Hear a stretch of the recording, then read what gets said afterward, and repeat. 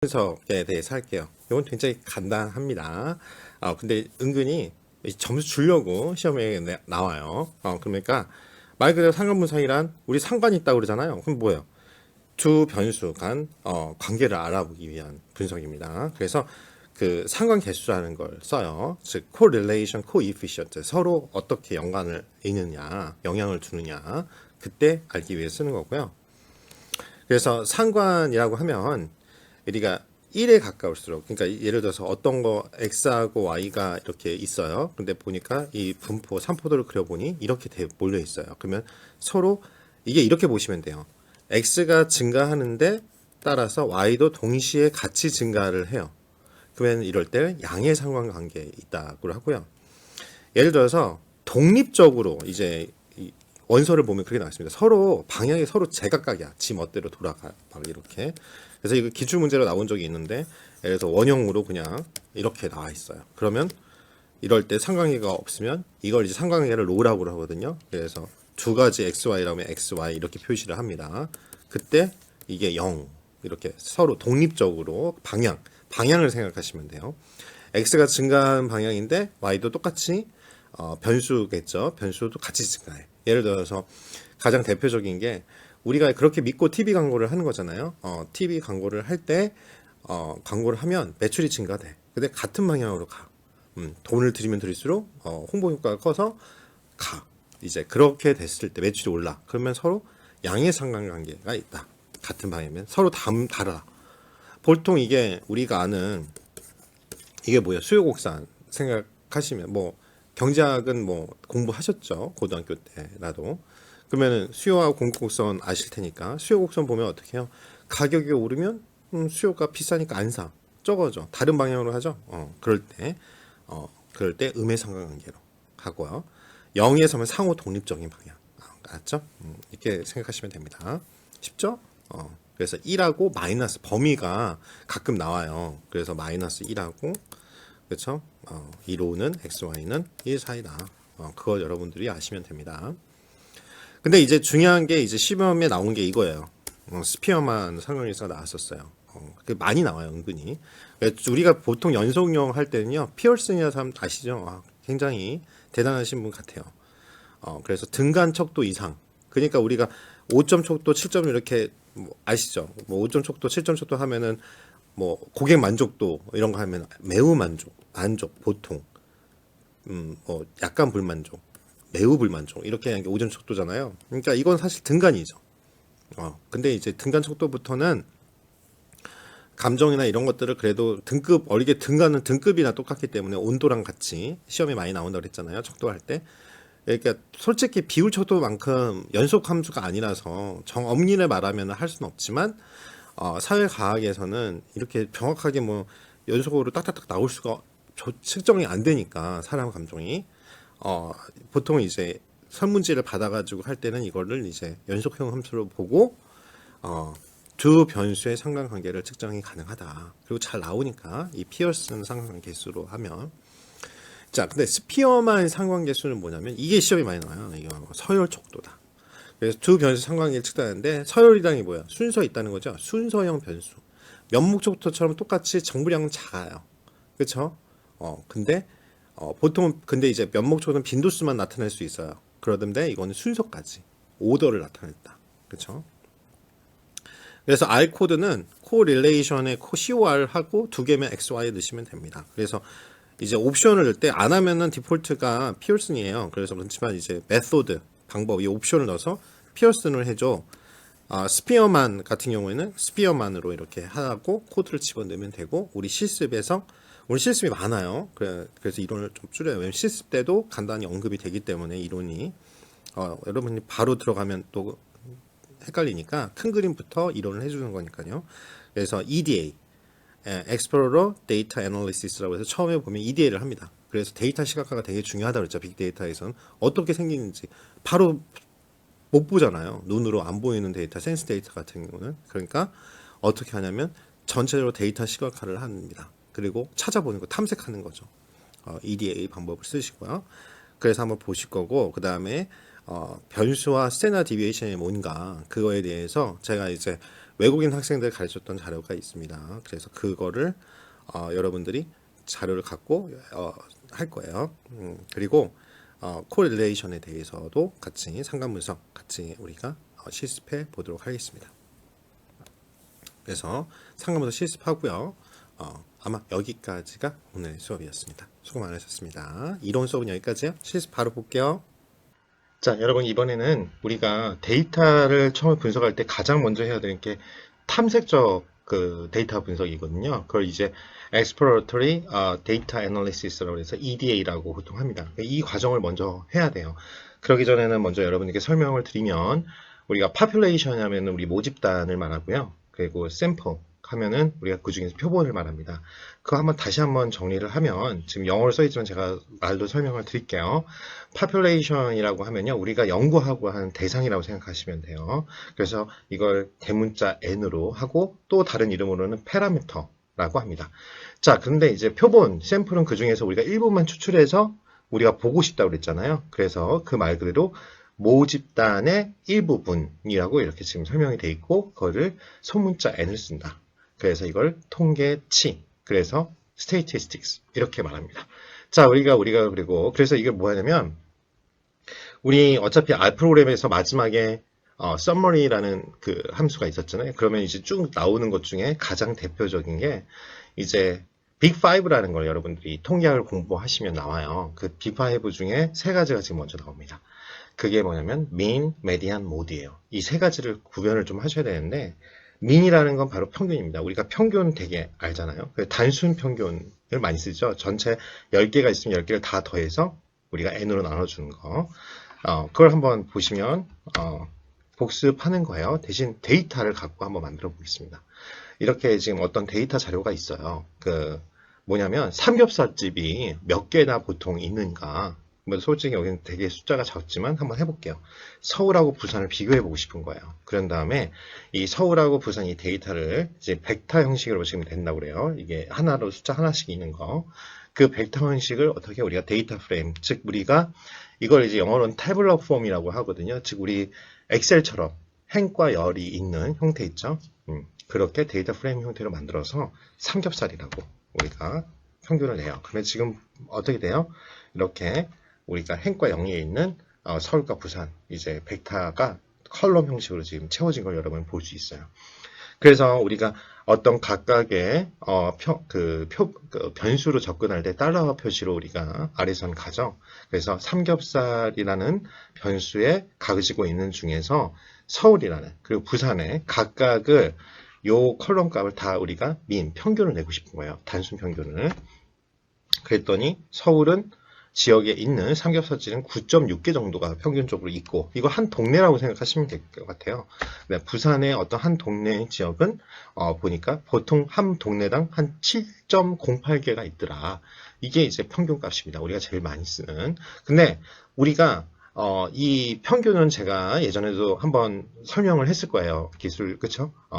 기술 통계할 때 설명을 드렸을 텐데, 뭐냐면 이상치의 영향을 되게 많이 받는다고 했어요. 그쵸? 예를 들어서 우리가 키를 봤는데 제 키가 약간 뭐 흔히 어떤 쇼에서 나와가지고 180이 안 되는 남자는 루저라고 했는데 제가 안타깝게 루저예요. 왜? 178cm거든요. 그러니까 뭐냐면 우리가 지금 솔직히 대부분의 사람들이 175에서 한국 사람들이 한 185 사이라고 할게요. 근데 우리 알다시피 2m 넘는 서장훈 씨가 갑자기 왔어요. 우리 반으로 전화 왔어요. 그럼 어떻게 돼요? 갑자기 확 뛰죠. 평균은 다 더한 다음에 n으로 나눠주니까. 그러니까 그런 이상치의 영향, 그 아웃라이어라고 해요. 그 이상치의 영향을 굉장히 많이 받습니다.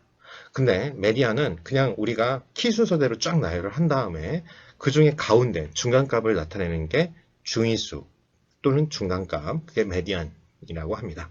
그러니까 우리가 보통 평균을 하고 그 다음으로 우리가 또 보는 게 메디안, 즉 중위수예요. 그게 세컨 메저라고 우리가 한 거죠. 그래서 어떠한 순열적으로, 그래서 이게 오더 데이터셋이라고 나오죠. 거기에서 중간값, 그게 메디안입니다. 그래서 우리가 메디안을 한번 다 볼게요. 각각에 대해서 메디안을 보면 봐봐요. 5가 나옵니다.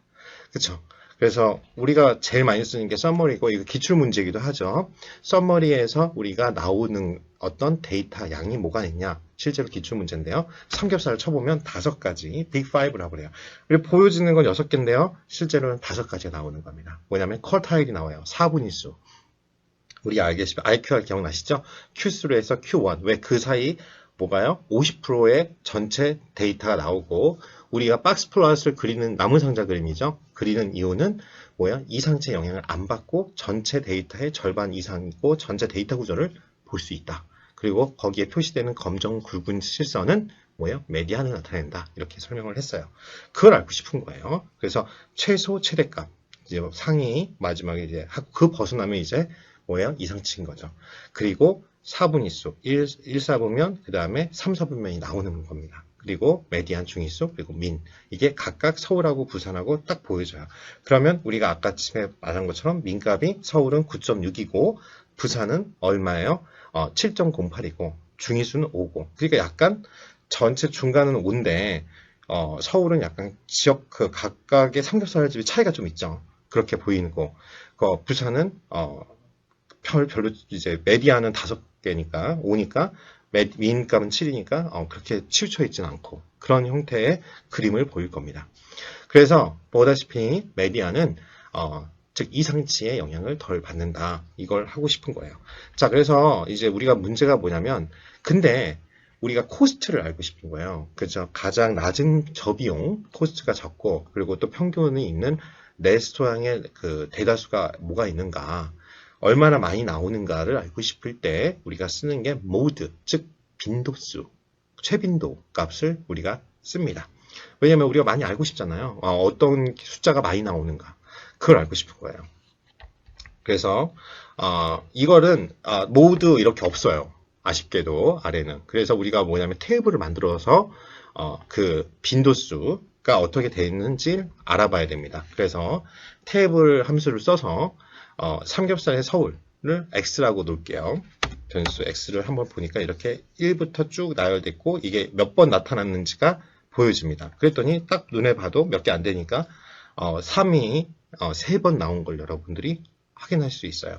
그래서 우리가 위치는 우리 SQLDF랑 비슷한 그거예요. 위치 어디 위치에 있는 거를 값을 가져와 이런 뜻이에요. 이 변수에 가서 그래서 x에다가 이름을 보여줘 이런 뜻입니다. name x인데 이제 어디가 원소죠. 엘리멘트에 접근하는데 위치가 가장 많이 나오는 max가 나오는 x가 x일 때, 즉 그 최빈 값이 나오는 값을 구하는 코드예요. 그랬더니 3이라고 딱 튀어나온 거예요. 3이 3번 나왔기 때문에. 자, y 같은 경우 변수는 테이블 함수를 이용해서 부산을 모아서 했어요. 그래서 똑같이 해보면 여기는 357이 나와요. 그러니까 최빈값은 여러 개 가질 수 있는 거죠. 왜냐면 여기 357 보시면 3, 5, 7이 각각 2번씩 나오는 걸 여러분들이 확인하실 수가 있어요. 그 다음에 우리가 또 봐야 되는 게요. 외도라고 하죠. 이제 한국말로 이걸 하면은 외도입니다. 외도. 이게 어떻게 생긴 어디에 편향돼 있거나 이런 것들을 나타내는 거예요. 그러니까 데이터 이 셋을 봤을 때 이 데이터들이 어디에 몰려 있는가 그걸 볼 수 있는 거죠. 그래서 우리가 타이디버스라는 걸 이용해서 각각 변수를 한 3개 만들어 봤습니다. 컬럼 1, 2, 3을. 그래서 이걸 데이터 프레임으로 만들고요. 그 다음에 서머리를 딱 하니까 이제 각각에 대해서 나와요. 자, 이제는 뭐냐면 gg플롯으로 한번 그림을 그려보도록 하겠습니다. gg플롯 하고요. 우리가 처음에 데이터가 들어가 있는데 이걸 df, 그쵸? 데이터 프레임으로 만든 데이터를 갖고 f 대리기래죠. 어떻게 보여줄 거냐? x 값은 컬럼 1을 기준으로 하고 이제 히스토그램을 그리겠다. 지형 히스토리를 하고 bin width 하면 전체 모양 그 넓이를 말하는 거죠. 그림의 히스토그램의 넓이를 각각 1로 하고 그거의 컬러는 화이트 하얀색으로 하고 그쵸? 그 다음에 그 안에 채우는 거는 뭐예요? 빨간색으로 채우겠다. 그쵸? 이렇게 하고요. them을 light를 하고 레이블 그쵸? 랩스는 레이블이죠. 그러니까 명명하는 이름이죠. 각각을 타이틀은 positive text queue 즉 양의 플러스 양의 외도 이렇게 말합니다. 이게 뭐냐면 한번 여러분 그려볼게요. 자 이렇게 이게 positive skew 거든요. 줌해서 볼게요. 자 이게 그림 보시면 우리가 평균이 우리가 여기 봐도 1평균 보시면은 민값이 2.75예요. 그렇죠? 그러니까 요렇게 민값이 있고 이렇게 보면은 왼쪽으로 첨도라고 해요. 이게 높은 거를 높이를 첨도가 높고 이렇게 길게 이걸 꼬리라고 합니다. 테일이 코일이 있어요. 테일이 이렇게 오른쪽으로 치우쳐 있는 거. 그래서 이걸 positive skew 또는 하고 또는 뭐라고 해요? right skew라고 합니다. 그러니까 right 되는 게 뭐냐면 꼬리를 기준으로 여러분들을 설명해요. 이거 시험에 많이 나오거든요. 그래서 좀 아셔야 돼요. 뭐 오른쪽으로 이제 퍼진 정도, 꼬리가 길다. 그쪽으로 우리가 right로 오른쪽으로 치우쳤다. 자, 근데 그게 뭐예요? 포지티브 스큐다. 우리가 플러스 하면 좋잖아요. 그냥 그렇게 일단 외울 땐 그렇게 외우세요. 그래서 플러스 방향으로 가고 있다. 꼬리가. 그래서 포지티브 스큐라고 합니다. 자, 그러면 이거 보시면 메디안 값을 보세요. 메디안 값은 2인데 민 값이 2.75죠. 그러니까 뭐예요? 민 값이 더 높아요. 자, 이럴 경우에는 우리가 포지티브 스큐라고 합니다. 민 값 보시면 더 높다. 자, 그래서 넘어가고요. 그 다음에 두 번째 걸 한번 볼게요. 두 번째는 똑같이 비슷한데 두 번째 컬럼 두 번째 걸 제가 놓은 거죠. 보시니까 어떻게 생겼어요? 딱 이렇게 양측이 여기 민값 한번 볼까요? 민값이 3.95고 메디안 또 4예요. 그러니까 딱 거의 비슷하죠. 이걸 시메트릭하다라고 해요. 즉 양쪽으로 대칭적이다. 그쵸? 우리가 평균을 기준으로 그러니까 아주 좋은 거죠. 우리가 원하는 정규 분포 형태죠. 이렇게 나오기가 현실상에서는 좀 힘들죠. 이렇게 외도가 있는 게 나오죠. 그런 다음에 세 번째 그림은요. 동일합니다. 코드 설명은 안 해도 되겠죠. 여기는 뭐 컬러만 안으로 그레이로 바꿔준 것 뿐이고요. 이제 네거티브 스큐라고 하는 겁니다. 그러면 이제 반대겠죠. 네거티브 스큐를 한번 우리가 보시면 왼쪽으로 꼬리가 길게 돼 있고 전체 이제 높은 값은 이 오른쪽에 첨도가 높은 걸로 나옵니다. 그러니까 왼쪽으로 우리가 0을 기준으로 왼쪽에 있으면 마이너스잖아요. 그러니까 이걸 마이너스 네거티브 스큐라고 이렇게 외우시고요. 외울 때는 이게 뭐냐? 이게 가끔 많이 나와서 그래요. 평균이 뭐예요? 메디안보다 적습니다. 여기 진짜 한번 데이터를 한번 보시면 잠시만요. 여기 보시면 세 번째 거 보면 민값이 4.60이고 메디안이 5.0이죠. 그래서 여러분들도 보시다시피 뭐예요? 민값, 즉 평균값인 메디안이 5.0보다 적죠. 그런 걸 보십니다. 이럴 때는 왼쪽으로 이게 치우쳐 있다. 꼬리가 길다. 이제 이렇게 여러분들이 해보셔야지 외워요. 근데 왜 이렇게 외도가 중요하냐? 이게 뭘 말해주냐면 어디에 데이터가 놓여져 있는지를 알려준다 이거죠. 그쵸? 어디에 많이 몰려 있는가? 이 퍼진 정도, 즉 디스퍼션이라고 해요. 이것을 여러분들에게 알려줍니다. 이렇게 돼 있습니다.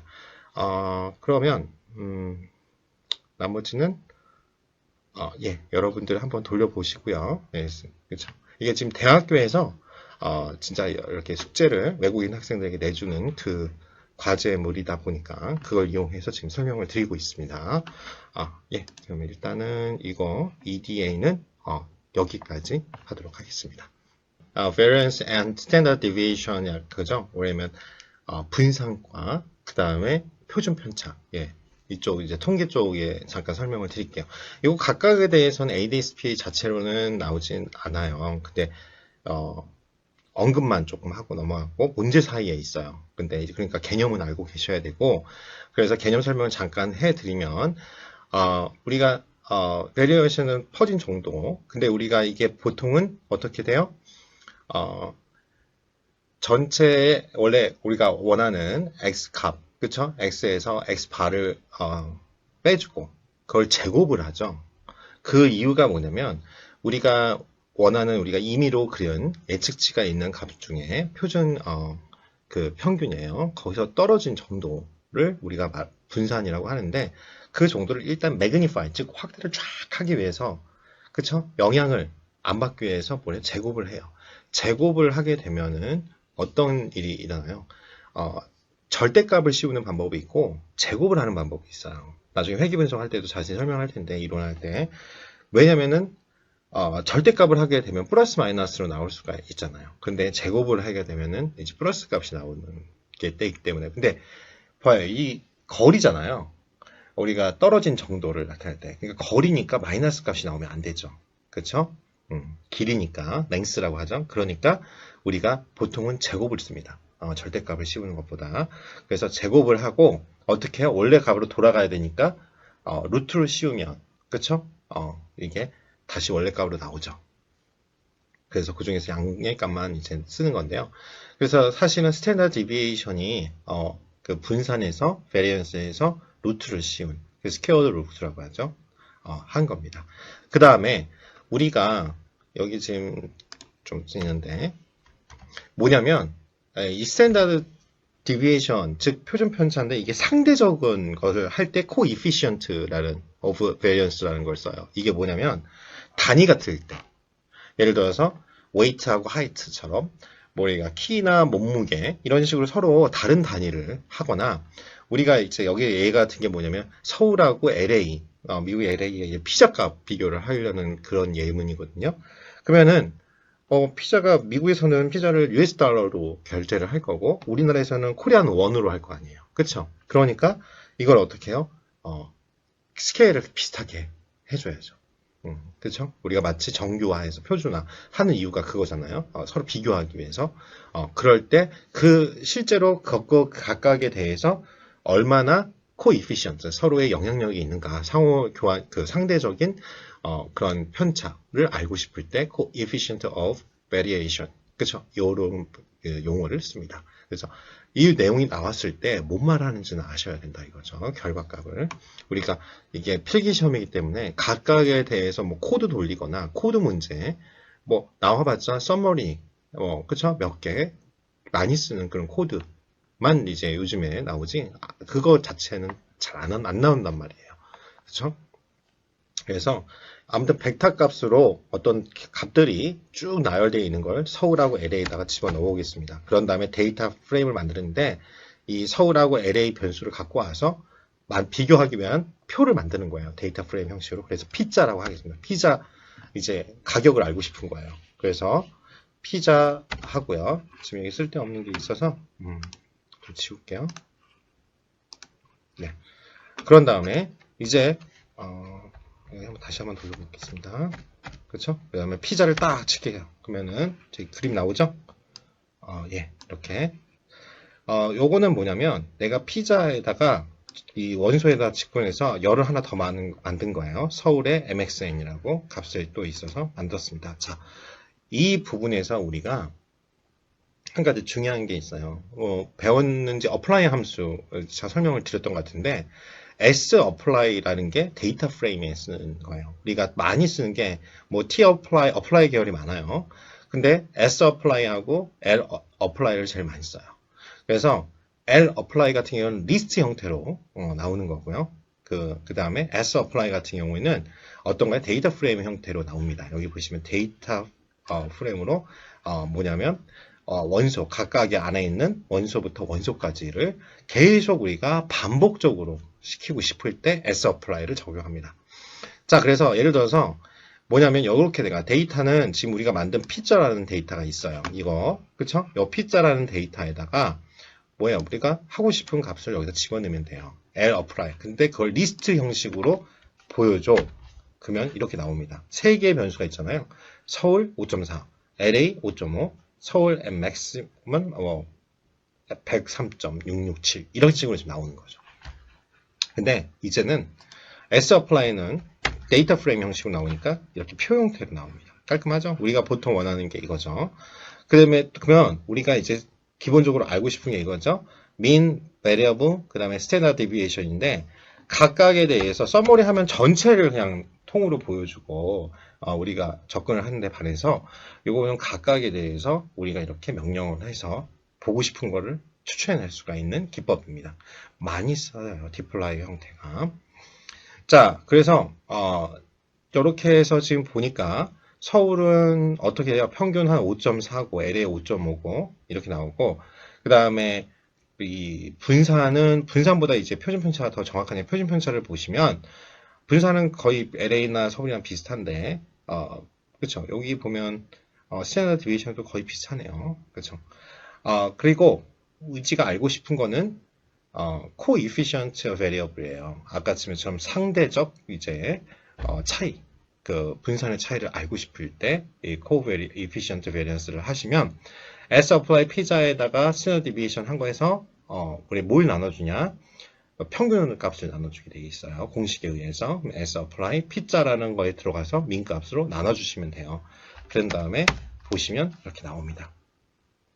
그래서 서울은 0.573, LA는 0.5 정도가 이제 평균, 이제 보통 우리가 표준화 시켰을 때 상대적인 비교가 나온다. 이렇게 생각하시면 될 것 같습니다. 자, 여기까지가 처음에 우리가 보는 EDA 다음에 Variance and Standard Deviation에 대한 예였습니다. 자, 이제는요, 우리가 두 변수 간의 상관관계 분석 한번 해볼게요. 상관 분석이라고 하죠. 보시면 우리가 똑같이 tidyverse 라이브러리 부르고요. 이제 한번 데이터 중에서 불러오겠습니다. randdata.csv라고 갖고 올 건데 지금 이게 세션이 아마 지금 여러분들이 다시 한번 보겠지만 working directory 그쵸? choose directory 해서 있는 데를 찾아야 돼요. 그래서 저 같은 경우에는 지금 수업 자료 보겠습니다.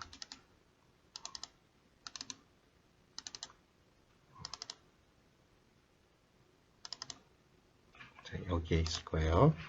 그래서 그러면 이렇게 set working directory 하고 찾아주죠. 그런 다음에 read.csv 파일 리드 우리 기억나시죠? CSV 파일을 읽어줘. 랜드 데이터 이게 사실 미국 데이터거든요. 랜드 데이터. 그리고 반드시 이 파일 확장자명을 꼭 치셔야 돼요. 그리고 다운표 잊지 마시고 그리고 string as factors는 false를 입력하신 다음에 homeis라고 넣겠습니다. 그 다음에 이제 tible이라고 형태가 있는데요.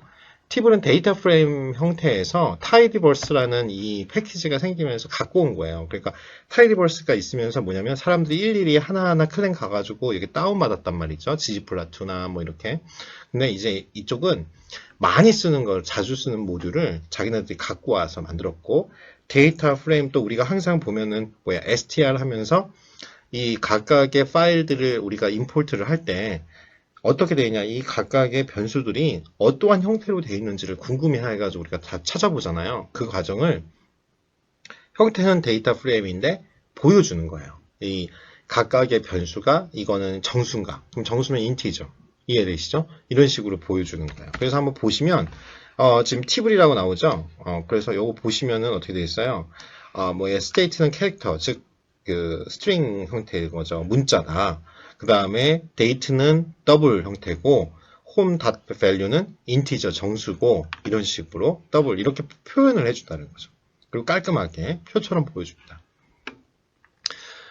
그리고 우리가 이제 이거는 이제 좀 고급 기술이어가지고 제가 설명은 안 드렸는데 되게 간단해요. 이 퍼센트 하고요. 이거 꺽쇠 있죠? 어디로 가는 화살표 방향. 그 다음에 퍼센트를 하시면 이게 파이프라인이라고 해요.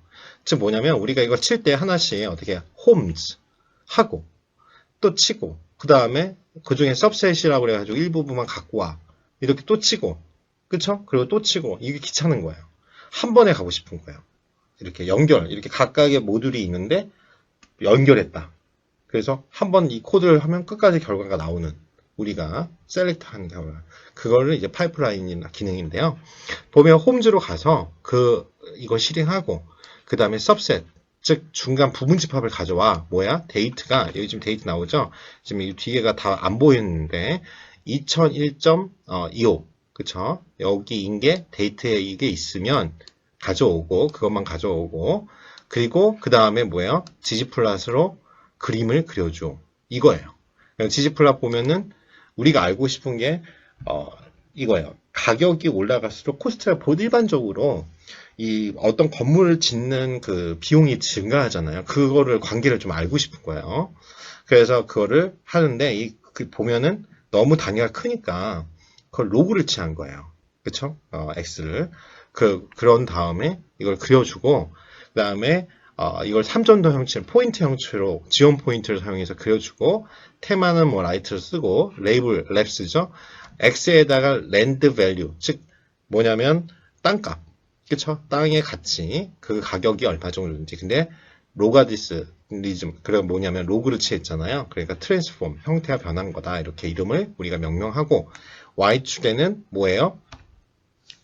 US 달러죠. US 달러로서 얼마? 전체 그 건설 비용, 그리고 타이틀은 이 두 개, 랜드 밸류하고, 그 다음에 스트럭처 코스트, 즉, 건설 비용하고 사이의 상관관계를 알려줘라는 겁니다. 그래서 이걸 딱 컨트롤 엔터를 쳐보면 이렇게 그림이 이쁘게 나와요. 그래서 이걸 줌 기능을 해서 보시면, 그쵸. 이 약간 어떤 게요? 약간, 이렇게 선형으로, 랜드 밸류가 증가하면 어떻게 해요? 스트럭처 코스트도 증가하는 그런 형태의 선형으로 설명할 수 있죠. 물론 이렇게 좀 퍼진 게 큰 게 있지만요. 자, 그런 다음에 우리가 뭐 배웠듯이 코베리언스라고 하면은 포지티브, 제로, 네거티브 이렇게 나눠져요. 자, 이게 뭐냐면 코베리언스면 이게 공분산의 개념이거든요. 그러니까 x가 변하면 y 값도 변한다 이거죠. 그때 우리가 뭐냐면 양의 공분산이냐, 변화가 없느냐, 네거티브냐, 이 코베리언스를 보통 물어봅니다. 자, 근데 이게 디렉션 방향이라고 보면 돼요. 즉, 어디 향하는 방향. 같은 방향으로 증가한다. x가 증가할 때 y도 같은 방향으로 증가한다. 그러면 우리가 양의 상관관계라고 하면 됩니다. 두 개가 공분산이 양의 방향으로 가니까 같은 방향으로. 그래서 포지티브 코베리언스라고 해요. 자, 근데 제로는 어떤 경우냐면요. 이거 x는 이렇게 가는데 y는 뭐 지 맘대로 가는 거예요. 즉 이런 걸 이제 영어로는 인디펜던트, 독립적이다. 그러니까 방향이 제각각이다. 이렇게 보시면 되고요. 네거티브는 우리가 보통 일반적으로 경제학에서 많이 쓰는 게 있죠. 수요와 공급. 그쵸? 가격이 오르면 어떻게 해요? 수요가 적어진다. 왜? 사람들이 잘 안 산다. 그러면 여기에 방향이죠. 그러니까 그거를 네거티브, 음의 상관관계다. 이제 이런 식으로 설명을 합니다. 그래서 이 correlation, coefficient라는 건 뭐냐면 이 covariance value라는 거를 우리가 약간 수정한 거예요. 그래서 이제 우리가 일단 한번 보면 우리가 correlation 하면은 CO와 R 이게 뭐냐 상관관계를 먼저 구한다. 이건 되게 쉬워요. COR 하고요. 가로치고 X, Y. 즉 내가 비교하고 싶은 두 개 그냥 하면 돼요. 서로. 그러면 이제 우리가 홈즈라는 데이터에서 어떻게 해요? 스트럭처 코스트하고 랜드 밸류 두 개를 비교하고 싶었던 거잖아요. 그거를 이렇게 딱 치면 42.9% 정도. 아주 그렇게 강하진 않네요. 이런 거를 우리가 0.6 미만은 보통 약한 상관관계 이렇게 설명합니다. 적어도 0.6에 0.7은 넘어야 상관관계가 있다 이렇게 하거든요. 별로 그렇게 많지는 않지만 그래도 그래서 이렇게 퍼진 정도가 심한 거예요. 그래도 증가하는 경향이 있는 건 맞죠. 그리고 여러분 기출 문제이기도 하지만 회귀 분석할 때 다시 설명하겠지만 상관관계는 이 각각이 어떻게 변하는지 이 형태를 전체적인 걸 보여주긴 해도 뭐예요? 정확한 원인과 결과인지는 규명해 주지는 못합니다. 즉 설명해 주지는 못해요. 기출 문제입니다. 꼭 기억하시고요. 그래서 correlation value는 아까 음의 방향도 있고 제로도 있고 1 그쵸? 전체 같은 방향으로 가면 1 그래서 correlation value라고 하면 마이너스 1과 1 사이입니다. 이걸 우리가 이제 영문 표현으로 로마자로 low라고 합니다. 그 범위가 마이너스 1과 1 사이다. 그러니까 우리가 정확하게 1이다. 그러면 완벽하죠. 그래서 완벽한 양의 상관관계가 있다. 상관계수라고 하는 거다. 이게 한국말로 하면 상관계수, 코에피션트를 1. 그 다음에 만약 상관계수가 0이다. 그러면 아무런 상관관계가 없다. 그리고 상관계수라고 했어요. 상관계수가 마이너스 1이다. 그러면 완벽하다. 근데 마이너스다. 음의 상관관계다. 이렇게 상관계수다. 이렇게 설명합니다. 그런 다음에 우리가 이거를 correlation 테스트를 할 수가 있어요. 그러면 이렇게 자료가 나오는데 이게 피어슨의 product moment correlation이라고 하는데요. 요거는 이게 실무에서는 많이 쓰는 거고 우리 시험에 나온 적은 없습니다. 대신 좋은 건 뭐냐? 데이터는 어떤 걸 썼고 t-value 값이랑 그쵸? 우리 분산 분석 이제 할 건데 그 t-value 그쵸? t 값 그 다음에 degree of freedom 값이 나와요. 그 다음 p-value 값이 나옵니다. 여러분 알다시피 p-value가 2.2에 2의 마이너스 16이면 2가 뭐예요? 소수점이 10의 마이너스 16승이니까 엄청 작은 거죠. 0.05보다 작은 거죠. 그리고 이게 우리가 대립가설이죠. alternative hypothesis. 그러니까 이게 다 결과가 영어로 나오니까 여러분들이 그 용어를 조금 제가 이렇게 영어로도 돼 있는 코드도 갖고 오고 설명을 해드리는 거예요. 이걸 보고 결과 해석하는 게 시험에 주로 나와요. 아니면 이 그래프 같은 거 보고 설명하는 거. 그러니까 실제로 not equal to 0, 그러니까 제로가 아니다라고 지금 나옵니다. 대립가설이 제로가 아니다, 상관계수가. 즉 h0가 0일 텐데 제로가 아니라는 건 뭐예요? 0 아니면 아니다.